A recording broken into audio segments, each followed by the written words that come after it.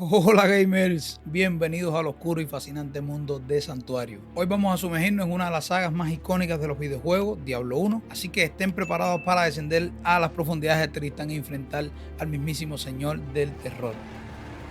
Todo comienza en Santuario, un lugar que ni siquiera debería existir. Los ángeles y demonios, ya cansados del conflicto eterno, llamado así, crean un lugar para descansar. Pero lo que crearon no fue una tierra común. Santuario se convirtió en el hogar de los humanos y estos heredaron la esencia Nefalén. Estos Nefalén tenían el poder y la capacidad de poder hacer frente tanto a ángeles como a demonios, y esto evidentemente no le hizo gracia ni al bien ni al mal. Por otro lado, en el infierno, los tres señores del terror, Diablo, Mefisto y Baal, también conocidos como los señores del terror, el odio y la destrucción, fueron expulsados por sus propios aliados en una revuelta que hubo en el infierno.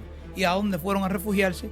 Claramente a Santuario. Lo que estos no sabían es que ya los humanos tenían un grupo de magos poderosos llamados los Horadrim que les hicieron frente y les pusieron las cosas difíciles, al punto que estos magos atraparon a estos tres demonios dentro de unos artefactos llamados piedras de alma, y Diablo específicamente terminó encerrado bajo la catedral de Tristán. Todo iba bien en este pequeño pueblo de Tristán hasta que un día llegó el rey Leori, conocido en ese entonces como el Rey Negro, y estableció su reino justo en este lugar. Pero aún así, todo bien, todo iba bien con Leori, hasta que de pronto empezó a ir todo mal. ¿Por qué? Pues resulta que Diablo, que seguía atrapado bajo la catedral de Tristán, empezó a influenciar en la mente de Leori. Y ya saben, cuando un demonio te empieza a hablar, las cosas no pintan bien.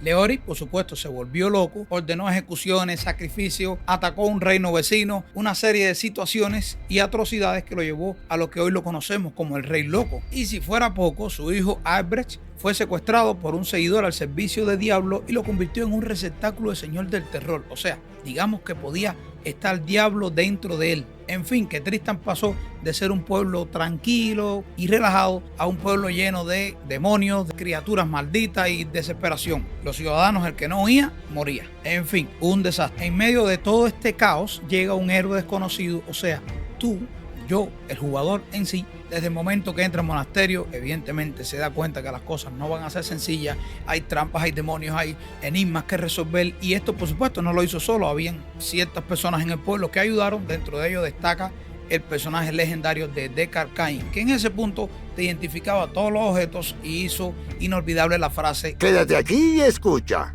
Después de atravesar 16 niveles llenos de enemigos y peligros mortales, llegas a la cámara final, donde está Diablo. Una cámara oscura, solamente iluminada por la propia lava, donde se da el combate final con el señor del terror. El resultado del combate es evidente: el héroe gana.